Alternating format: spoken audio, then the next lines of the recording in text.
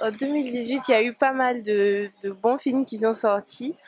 Et le film qui m'a le plus marqué, enfin il y en a plein, hein, mais le film qui m'a le plus marqué, c'est Ocean 8 et Bird Box aussi. Bon, c'est vrai que moi j'ai aimé Ocean 11, le premier, hein. Les autres, là, je trouvais que c'était un peu inédit. Bon, c'est vrai que c'est un spin-off avec des femmes, mais qu'est-ce qui t'a le plus plu? C'est parce que ce sont des femmes? Moi, en fait, j'ai pas vu les autres Océanes, c'est que le 8 que j'ai vu déjà. Ah, ceci est ce que tu as. Et j'ai bien aimé le côté élaboré du braquage. Ah, ok. C'était quelque chose de réfléchi. Et puis, il y avait l'inattendu aussi. Comme c'est l'Océan. Voilà, donc peut-être que si je regarde les autres, je vais moins aimer le 8. Avengers, Aquaman, DC, toujours DC. Black Panther est un bon film. Fin. Le reste, ce ne sont que des considérations qui ne doivent même pas avoir lieu, en fait, à mon avis. En tant que personne de couleur noire, ouais, c'est bien, machin, ouais, mais à part ça, moi je suis Abidjan ici, là, c'est vrai, ça m'a intéressé, mais sans plus. Tu dis ça, mais à Abidjan, ça a vraiment marqué parce que je me souviens que j'ai tapé plutôt 3 fois pour aller voir, hein. J'ai eu du mal à aller regarder parce que chaque fois que j'allais aux heures régulières, c'était toujours plein. Donc il a fallu qu'ils prennent un mag à taper, quoi. Les séances bizarres, genre à 15 heures, tout le monde est au travail. Enfin, et encore, il y a quand même des gars qui arrivaient à tirer le job pour venir regarder. Donc on avait un méchant qui était intéressant, avec Killmonger quand même. Parce que les méchants, d'habitude, ils ont pas de motivation à aller, je suis méchant, allez, c'est bon, je suis juste méchant, je suis aigri. Voilà, mais Killmonger, lui, il est un peu différent. La direction artistique, que je trouvais vraiment formidable. Ils ont réussi à prendre toutes les influences africaines et en faire quelque chose de cohérent. Culturellement, ben, je dis pour les Américains qui cherchent désespérément à s'identifier à quelqu'un, eux, ça les a vraiment marqué, quoi. Les Animaux Fantastiques 2. Non, c'est joli. Les acteurs sont jolis. Le film est joli, tout intéressant. J'ai vu des gars qui ont massacré le film dans le groupe, c'est malheureux pour vous. Bon, il y a Infinity War, bien sûr, que j'ai vachement aimé. Mission Impossible. Mission Impossible, ouais. Parce que, franchement, tonton Cruise, Papy Cruise, il lâche pas l'affaire, hein. Il veut faire les casses. Il va mourir, hein. Ouais. J'ai vu son embrouille, mais voilà, quoi. Il n'y a pas de quoi en parler, quoi. Faut dire la vérité, la nonne m'a déçu. La nonne. Il faut regarder. Non, faut regarder pour que toi aussi tu dises que c'est nul. Voilà. C'était décevant. J'ai même pas frissonné un peu, en fait. Un de mes coups de cœur, le film dérivé des Star Wars qui raconte une origin story de Solo. Solo, non. Non, moi je l'ai aimé. Les gars ont contesté le film parce que c'est un problème de timing. Il y a eu le dernier Jedi qui est sorti en fin d'année passée, en décembre 2017. Et après, 6 mois après, vous avez encore nos Star Wars. Non, mais en fait, les gars déjà étaient fâchés contre les derniers Jedi, tu vois, parce que ça a été très controversé. Moi, j'ai aimé. Je dirais, mais c'est un très bon film, mais c'est un mauvais Star Wars. Le dernier Jedi, c'est ça. Mais pourtant, c'est un très bon film. Bon. Faut pas voir le côté de l'univers Star Wars. Star Wars n'est que l'univers dans lequel ça se passe. C'est sorti trop vite. S'il était sorti en cette fin d'année où il n'y a pas eu beaucoup de gros films, voilà, Aquaman, bon, il a passé le milliard, passé à personne. C'est pas grave, mais je suis pas jaloux. J'arrive pas à qualifier ce film-là. J'ai regardé le Solo. D'abord même le dernier Jedi. C'est du n'importe quoi. L'œuvre de Lucas doit être respectée. Tu peux pas casser la mythologie de quelque chose qui est aussi grand pour changer la routine, pour plaire, pour avoir une nouvelle fanbase. Ça sert à rien. Ce qui est établi est établi. C'est comme si tu mets un Men in Black et puis son blanc. Là, c'est un peu abusé. J'avoue. Crazy Rich Asian, j'ai bien aimé cette histoire, c'était une histoire d'amour. Moi, j'ai trouvé que le film a été bien produit, c'était bien réalisé, les images, même le jeu d'acteur, tout était nickel. Vraiment, j'ai aimé. Game Night. Excellent. Très beau film, hein. C'est assez intéressant. Et ça remet au goût du jour comment on appelle ça, les jeux de société, entre amis, voilà. C'est Denzel Ford, mais Equalizer, là.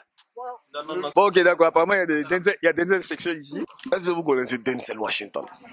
C'est-à-dire que si on lui dit comment on appelle ça, de faire la poire sera charismatique.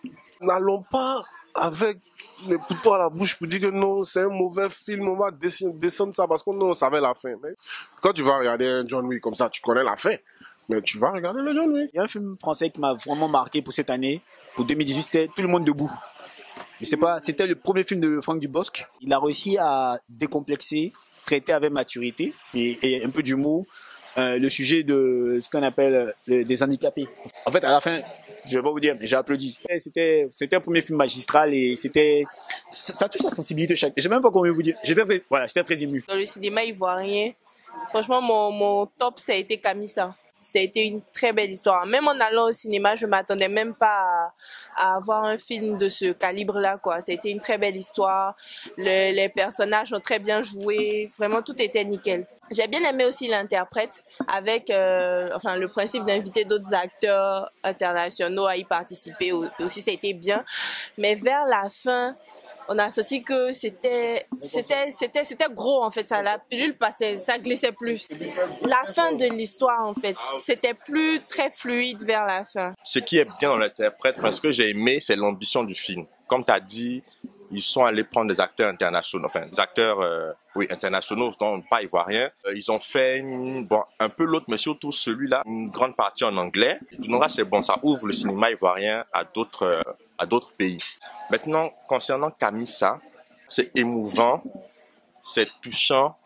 D'ailleurs, j'ai fait une critique sur le groupe CSCI. Allez voir, tapez #Camissa pour retrouver l'émotion. Franchement, l'émotion, moi, je ne m'y attendais pas. Toi, t'as pleuré, non? Confirme. Ouais, j'ai pleuré. Voilà. Et même dans le décor, même, on voit des beaux cadres de Yamoussoukro dans le film. Au niveau du décor, au niveau des costumes, il y a un moment, on voit l'Assemblée nationale, ils sont habillés en habits traditionnels. Il y a beaucoup les couleurs de la Côte d'Ivoire, le drapeau à l'école et tout. Et puis, ils ont fait des efforts. À un moment, on voit une salle d'opération. C'est bien tourné. La scénariste, donc, Victoire Kalou, la femme de Guy Kalou. Donc, Victoire Kalou, qui a réalisé aussi Et si Dieu n'existait pas. Et ceux qui ont vu le film savent que le scénario, la fin et tout, ça surprend et ça captive. Et donc, quand je vois aussi ce film-là, Camissa, elle sait écrire, en fait. Elle sait écrire. Donc, c'est à féliciter. Et puis, Camissa, je voulais dire aussi, j'ai oublié de parler de la coiffure de l'actrice principale. Afro, nat, tu vois, je veux dire, c'est rare de voir. Bon, j'ai pas entendu le débat des trucs artificiels, mais ce qui est sûr, voilà.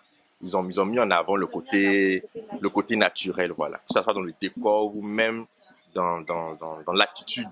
Oui, chers amis, nous allons parler des films ivoiriens.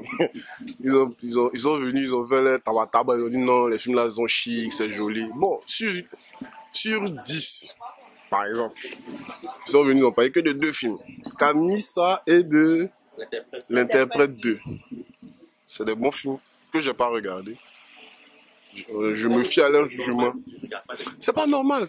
Mais en fait, c'est, on va dire, les heures, auxquelles le Majestic diffuse. Ça, c'est le problème. C'est-à-dire que s'il n'y a pas une bonne distribution, il n'y a pas, on va dire, de connaissance du produit, en fait. Voilà, il n'y a pas de promo, la promo. Mais en fait, non, parce que, bon, même s'il y a des films qui sont sortis, on n'est pas au courant. Parce qu'il n'y a rien. Il n'y a rien, je sais pas. Ensuite, au niveau du son, bon, c'est plutôt ça, c'est au niveau technique. Voilà, mixage audio, d'après Monsieur Haïté, c'est terrible. Voilà, c'est dramatique, c'est pourri. Il y a de la qualité, mais c'est juste qu'il faudrait allier ça au travail, à l'apprentissage et autres. Voilà. Non, je voulais dire sur les films ivoiriens, en fait, il faut faire l'effort d'aller voir au moins avant de critiquer. Parce que voilà, Jay, Lionel, ils ont parlé des sons, du côté sonore, je sais pas quoi. Ils n'ont même pas vu les films cette année, ils savent pas. Bon, ils n'ont pas tort, mais ils savent pas. C'était comment? Même s'ils sont pas forcément bien ou quoi, il faut faire l'effort d'aller voir pourquoi. Déjà, ça permet de faire des entrées, donc ils auront plus facilement après accès à des sponsors ou des mécènes. Voilà, parce que ils vont voir que les gens vont voir les films quand même, ils vont donner de l'argent, donc ils pourront mieux justement jouer sur la technique, jouer sur les différents aspects. Donc voilà, c'est 1. Et 2, il ne faut pas avoir des a priori sur les films et tout. Ce genre, j'ai dit, Camille, ça c'est très bien. Interprète, c'est très bien. Voilà. C'était ma conclusion.